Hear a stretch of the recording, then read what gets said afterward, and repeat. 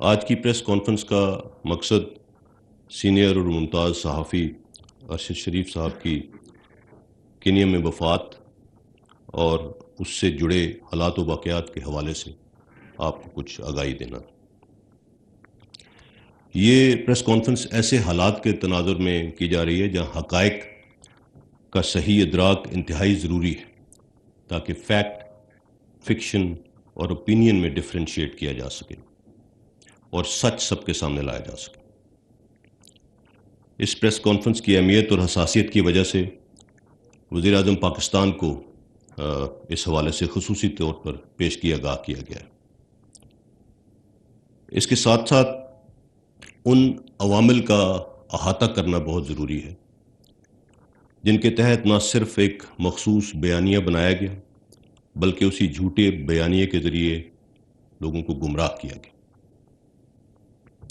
اداروں اور ان کی لیڈرشپ یہاں تک کہ چیف آف آرمی سٹاف پر بھی بے جا الزام تراشی کی گئی اور اس کی وجہ سے معاشرے میں تقسیم اور غیر معمولی اضطراب کی صورتحال پیدا کرنے کی کوشش کی گئی۔ ارشد شریف صاحب کی وفات ایک انتہائی اندوناک واقعہ ہے اور ہم سب کو اس کا شدید دکھ۔ اللہ تعالیٰ ارشد شریف صاحب کی مغفرت فرمائے۔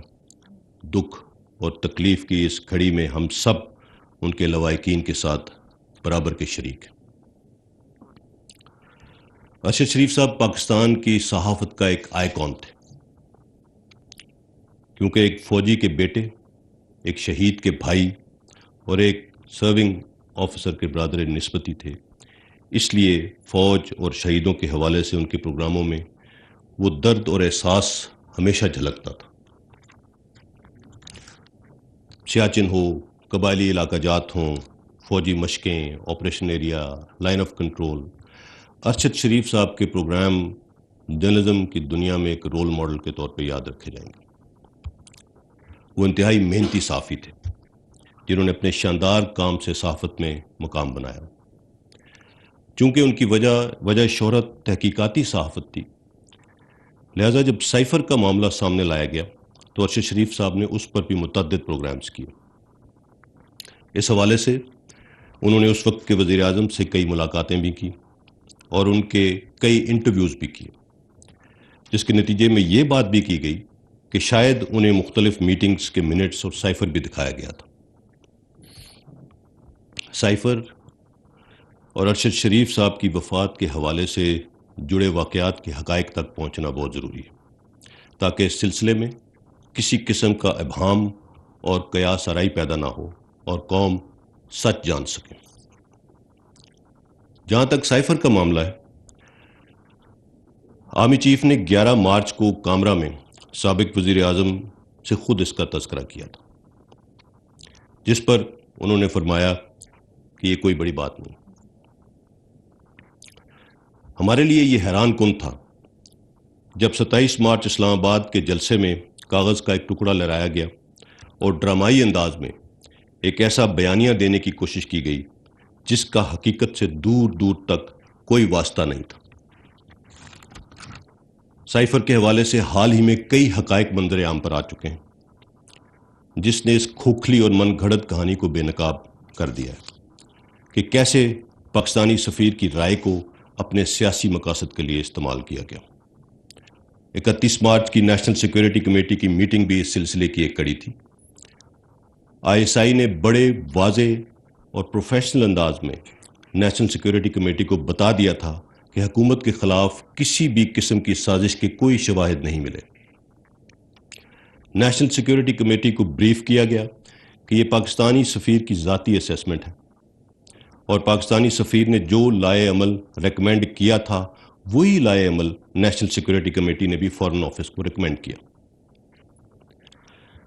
ISI کی سائفر سے متعلق فائنڈنگز کی کسی قسم کی سازش کو ان کو اس کے شواہد نہیں ملے اور یہ تمام فائنڈنگز ریکارڈ کا حصہ ہیں۔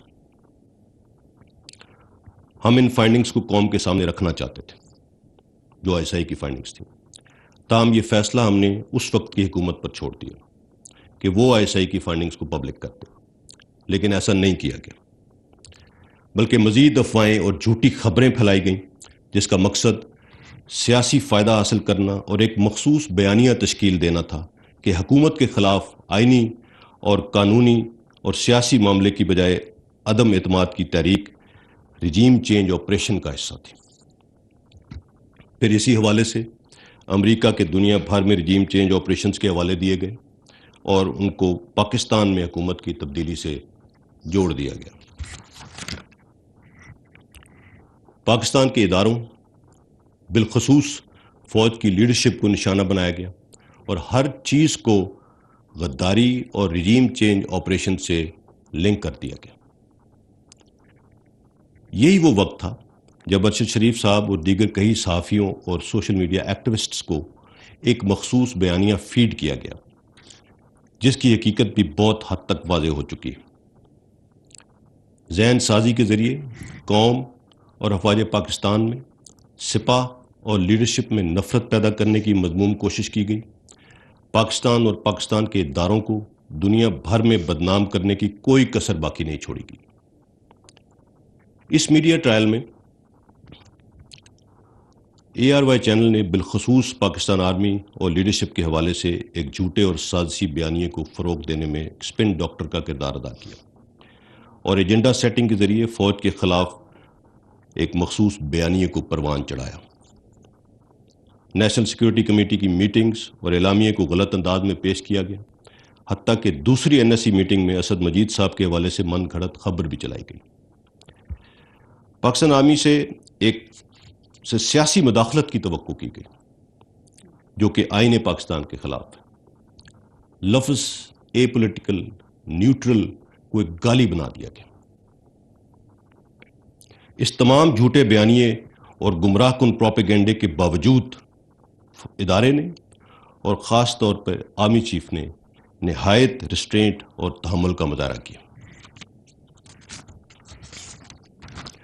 ہم نے ہر ممکن کوشش کی کہ سیاستدان آپس میں بیٹھ کر خود قومی مسائل کو حل کریں، لیکن ایسا ممکن نہ ہو سکا۔ یہاں تک کہا گیا کہ سائفر کو چھپایا گیا۔ تو پھر سوال یہ ہے کہ فارن آفس جو سائفر پروسیس کر رہا تھا، کیا اس نے اسے چھپایا تھا؟ اور جو اس وقت سائفر کو ہینڈل کرنے کے ذمہ دار تھے ان کے خلاف پھر کیا ایکشن لیا گیا؟ اور اگر نہیں لیا گیا کوئی ایکشن ان کے خلاف تو کیوں نہیں لیا گیا؟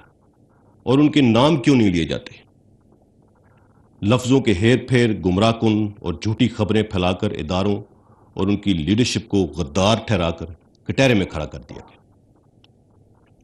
مرحوم ارشد شریف کے علاوہ دیگر صحافیوں اور سوشل میڈیا ایکٹیوسٹ نے بھی سائفر کے حوالے سے بنائے گئے بیانیے پر بات کی اور بہت سخت باتیں بھی کی۔ ارشد شریف صاحب تو نومبر 2021 سے ARY چینل کے پلیٹ فارم سے اداروں پر تنقید کر رہے تھے، جس میں انہوں نے مختلف اداروں کے حوالے سے بہت سخت تنقیدی پروگرامز بھی کیے، لیکن اس کے باوجود ان کے حوالے سے ہمارے دل میں کسی قسم کے منفی جذبات نہ تھے نہ ہیں۔ کئی دیگر صحافی بھی اس پر بات کر رہے تھے، لیکن وہ پاکستان میں ہی رہے۔ آج بھی وہ بہت سخت سوالات اٹھا رہے ہیں جو ان کا آئینی حق ہے۔ تمام سائفر ڈرامے کے دوران جب بھی کسی صحافی یا چینل سے ہم نے بات کی